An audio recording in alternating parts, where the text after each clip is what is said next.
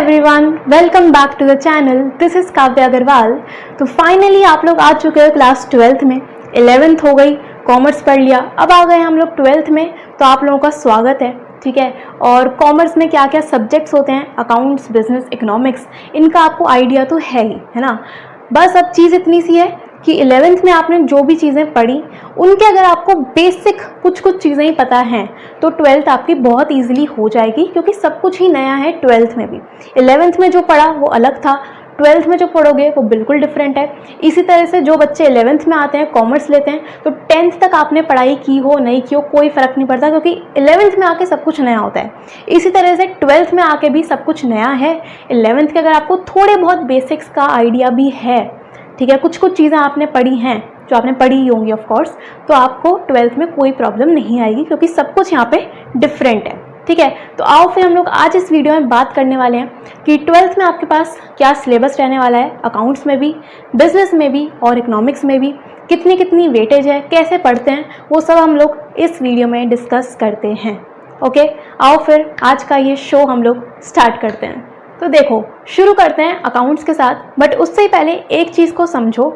अगर आपके class 11th के बेसिक्स अच्छे हैं तो आप 12th बहुत इजीली कर पाओगे, क्योंकि 11th की जो अकाउंटिंग थी ना वो बहुत डिफरेंट थी, 12th की अकाउंटिंग बहुत डिफरेंट है। येस, 12th में सिलेबस ज़्यादा है, बट आप इजीली कर लोगे अगर आपके बेसिक्स अच्छे हैं तो, ठीक है। तो 12th शुरू करने से पहले ना 11th के बेसिक्स एक बार ही चेक कर लो।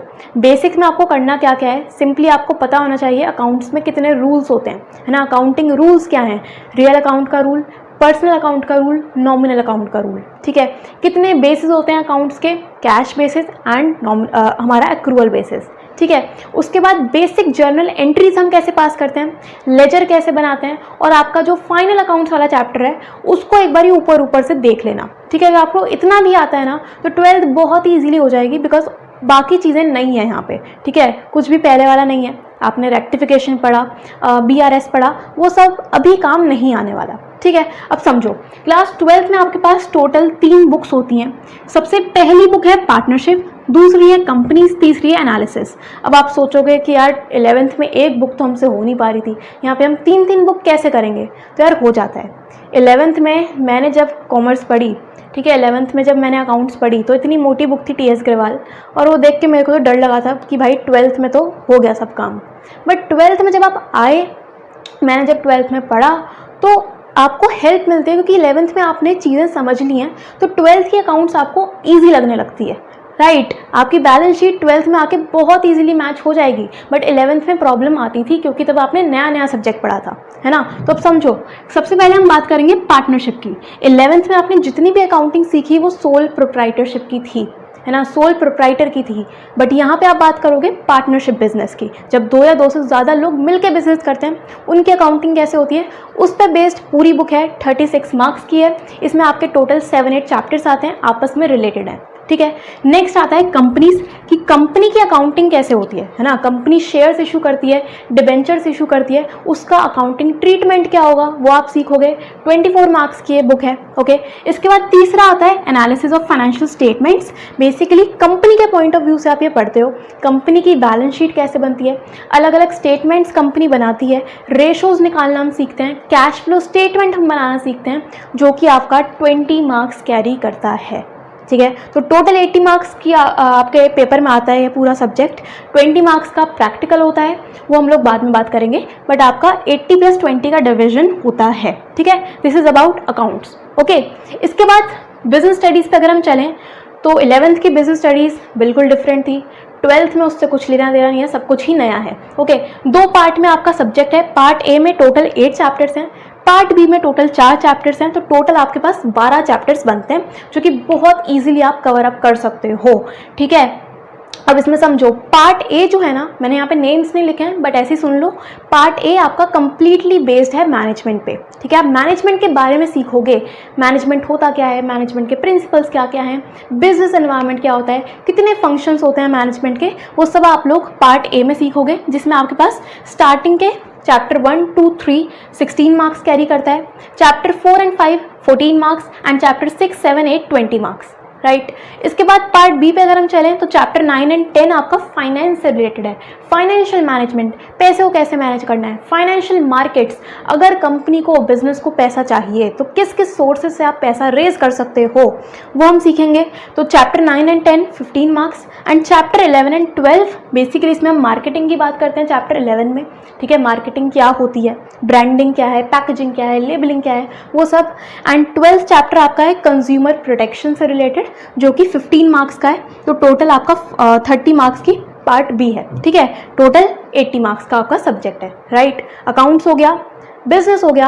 अब बात करते हैं इकोनॉमिक्स की। अब देखो इकोनॉमिक्स पे अगर हम लोग चलें तो 12th में आपके पास इकोनॉमिक्स में किस तरह से एक है मैक्रो इकोनॉमिक्स और दूसरा है Indian economic development.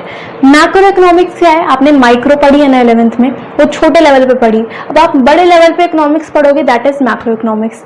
And Indian economic development एक कंप्लीटली थियोरेटिकल सब्जेक्ट है, जिसमें आप बेसिकली हमारी इंडियन इकोनॉमी के बारे में सीखोगे, समझोगे, पढ़ोगे कि इंडियन इकोनॉमी की क्या हिस्ट्री है, ठीक है। इंडिपेंडेंस से पहले क्या सिचुएशन थी, इंडिपेंडेंस के बाद क्या सिचुएशन रही, क्या क्या पॉलिसी है, क्या क्या रिफॉर्म्स आए, वो सब, ओके। अब मैक्रो की अगर हम बात करें तो टोटल इस तरह से आपके पास 5 यूनिट्स हैं। सबसे पहले है नेशनल इनकम। नेशनल इनकम पूरे हमारी जो इकोनॉमी है उसकी इनकम कैलकुलेट करना आप सीखते हो, 10 नंबर की यूनिट। दूसरा है आपका मनी एंड बैंकिंग, जिसमें 2 चैप्टर आते हैं, मनी एंड बैंकिंग, 6 मार्क्स के बोनस यूनिट है, ठीक है। तीसरी यूनिट है ADAS, aggregate demand and aggregate supply, जिसमें मेनली 3 आपके पास चैप्टर्स हैं, 12 मार्क्स कैरी करता है, वेरी इंपॉर्टेंट। इसके बाद आता है गवर्नमेंट बजट, जो कि सिंपल सा छोटा सा प्यारा सा एक चैप्टर है और 6 मार्क्स का है। और लास्ट है BOP and foreign exchange. BOP is balance of payments and foreign exchange rate, जो कि 6 नंबर कैरी करता है। तो टोटल आपके 40 मार्क्स बनते हैं मैक्रो इकोनॉमिक्स के, ठीक है। दूसरे पे अगर हम चलें तो आता है आपके पास Indian economic development. Indian economic development में 3 यूनिट्स हैं, टोटल 8 चैप्टर्स हैं। यूनिट 1 12 नंबर की है, जिसमें आपके पास 3 चैप्टर्स हैं। यूनिट 2 20 मार्क्स की, जिसमें आपके पास 4 चैप्टर्स हैं, ठीक है। और यूनिट नंबर 3 8 नंबर की, जिसमें आपके पास मेनली सिर्फ एक ही चैप्टर है। तो टोटल 40 मार्क्स आपके बनते हैं इंडियन इकोनॉमिक डेवलपमेंट में, ठीक है। तो मैक्रो की अगर हम बात करें तो माइक्रो जिस तरह से आपने पढ़ी कि इसमें न्यूमेरिकल्स भी होंगे, कॉन्सेप्ट्स भी होंगे, ग्राफ्स भी होंगे, वो सब सेम है, ठीक है। Indian economic development completely theoretical है, चीज़ें याद करनी पड़ती हैं, कई बार बोरिंग भी लगता है बट ईजी है, हो जाता है, स्कोरिंग है, राइट। तो ये मैंने आपको इकोनॉमिक्स का बता दिया, ओके। तो हमने अकाउंट्स की बात कर ली, BST की बात कर ली, इकोनॉमिक्स की बात कर ली कि क्या क्या हमारा सिलेबस है। एंड बहुत जल्दी हम लोग शुरू करेंगे अपने चैप्टर्स के साथ, अपने सिलेबस के साथ। तो चैनल पे बने रहना, बहुत जल्दी मिलते हैं हम लोग नेक्स्ट वीडियो में और अपने चैप्टर्स को, सब्जेक्ट्स को शुरू करेंगे, ओके। इस वीडियो में बस मुझे आपको यही चीज़ें बतानी थी कि हमारे पास सिलेबस क्या है और कैसे कैसे आपको पूरे साल पढ़ना है, ओके। मिलते हैं बहुत जल्दी, थैंक यू सो मच।